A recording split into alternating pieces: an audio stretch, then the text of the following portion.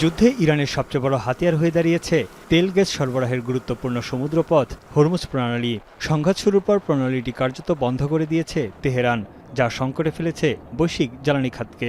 Hormuz প্রণালীর দুই পাশে আটকা পড়েছে বিভিন্ন দেশের পণ্যবাহী শত শত জাহাজ। তবে এবার হরমুজ প্রণালীতে জাহাজ চলাচল নিয়ে সুখবর দিল ইরান। জানিয়েছে ওমান সংলগ্ন দিক দিয়ে চলাচল করা জাহাজগুলো অবাধে চলাচলের অনুমতি দেওয়ার একটি প্রস্তাব বিবেচনা করছে তারা। যুক্তরাষ্ট্রের সঙ্গে আলোচনার অংশ এটি। তবে নতুন করে সংঘাত এড়াতে একটি চূড়ান্ত চুক্তির পর এই ছাড় দেওয়ার শর্ত দিয়েছে তেহরান। বার্তা সংস্থা রয়টার্সের এক প্রতিবেদনে এই তথ্য জানানো হয়। এদিকে ইরানের বন্দরগুলোতে ব্যাপক আকারে নৌ অবরোধ আরোপ করেছে যুক্তরাষ্ট্র, যা ওমান উপসাগর থেকে শুরু করে হরমুজ প্রণালীর সংলগ্ন পূর্ব আরব সাগর পর্যন্ত বিস্তৃত অঞ্চল। মার্কিন সেন্ট্রাল কমান্ডের দাবি, আন্তর্জাতিক সামুদ্রিক বাণিজ্যের জন্য ইরানের অর্থনীতির 90% এসব বন্দরের উপর নির্ভরশীল। শান্তি আলোচনা ভেস্তে যাওয়ার পর যুক্তরাষ্ট্র 15টির বেশি যুদ্ধজাহাজ মোতায়েন করে প্রণালীর উপর নৌ অবরোধ করেছে।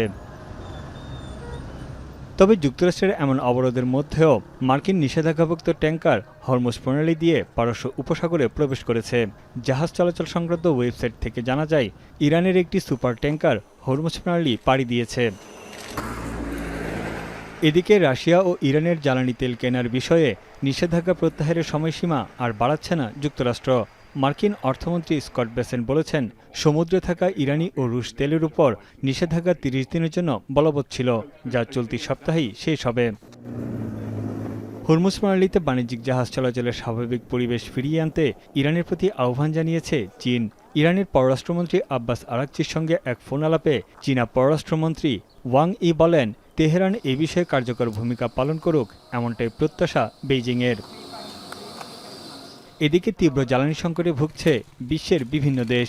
এরই মধ্যে জ্বালানি তেলের বিষয়ে মধ্যপ্রাচ্যের প্রতিনিধিদের সঙ্গে আলোচনা চালিয়ে যাচ্ছে যুক্তরাষ্ট্র।